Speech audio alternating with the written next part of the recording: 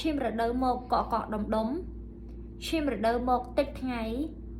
ពេលដែលមករដូវម្ដងចេះតែមានអាការៈចុកចាប់ខ្លាំងពិបាកក្នុងការទ្រាំហើយឈាមរដូវមកត្រឹមតែមួយថ្ងៃពីរថ្ងៃអីអស់ត្រឡប់ទៅវិញ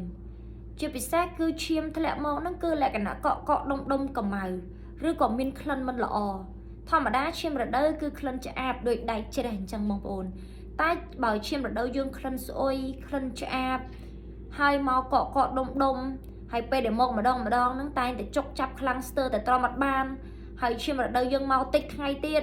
បូកតំណឹងយើងឧស្សាហ៍មករដូវមិនទៀងឬក៏រាំងរដូវ3 4ខែបានមករដូវម្ដងពេលដែលមករដូវម្ដងចេះតែជួបអាការៈទាំងអស់នេះណា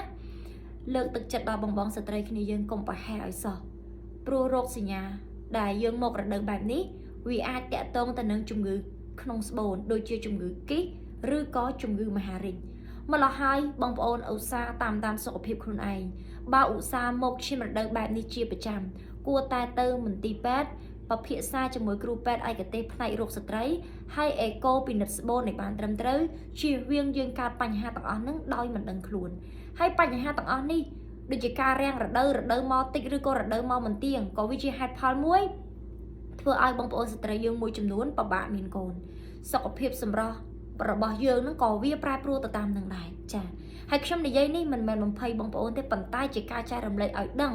ព្រោះស្ត្រីយើងភាគច្រើនប្រឈមនឹងបញ្ហាទាំងអស់ហ្នឹងច្រើនណាស់ព្រោះរដូវជាបញ្ហាមួយដែលយើងតែងតែជួបជារៀងរាល់ខែម្ល៉េះហើយបងប្អូនដែលបានស្ដាប់វីដេអូមួយនេះបើជួបរោគសញ្ញាទាំងអស់ហ្នឹងទៅពេទ្យពិនិត្យមើលបន្ថែមស្វែងរកដំណោះស្រាយនិងព្យាយាមថែសុខភាពខ្លួនឯងឲ្យបានល្អឈាមរដូវមកកក់ដុំដុំឈាមរដូវមកតិចថ្ងៃ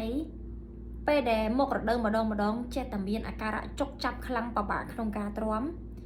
ហើយឈាមរដូវមកត្រឹមតែមួយថ្ងៃពីរថ្ងៃអីអស់ត្រឡប់ទៅវិញជាពិសេសគឺឈាមធ្លាក់មកហ្នឹងគឺលក្ខណៈកក់ដុំដុំកម្ៅឬក៏មានក្លិនមិនល្អធម្មតាឈាមរដូវគឺក្លិនឆ្អាបដូចដែកច្រេះអញ្ចឹងបងប្អូនតែបើឈាមរដូវយើងក្លិនស្អុយក្លិនឆ្អាបហើយមកកក់ដុំដុំហើយពេលដែលមកម្ដងហ្នឹងតែងតែចុកចាប់ខ្លាំងស្ទើរតែទ្រាំអត់បានហើយឈាមរដូវយើងមកតិចថ្ងៃទៀតបូកតំណឹងយើងឧស្សាហ៍មករដូវមិនទៀងឬក៏រាំងរដូវ3 4ខែបានមករដូវម្ដងពេលដែលមករដូវម្ដងចេះតែជួបអាការៈទាំងអស់នេះណាលើកទឹកចិត្តដល់បងស្ត្រីគ្នាយើងកុំប្រហែសឲ្យសោះព្រោះរោគសញ្ញាដែលយើងមករដូវបែបនេះវាអាចតាក់ទងទៅនឹងជំងឺក្នុងស្បូនដូចជាជំងឺគីសឬក៏ជំងឺមហារីកម្ល៉េះហើយបងប្អូនឧស្សាហ៍តាមសុខភាពខ្លួនឯងបើឧស្សាហ៍មកឈាមរដូវបែបនេះជាប្រចាំគួរតែទៅមន្ទីរពេទ្យពិភាក្សាជាមួយគ្រូពេទ្យឯកទេសផ្នែករោគស្ត្រីហើយ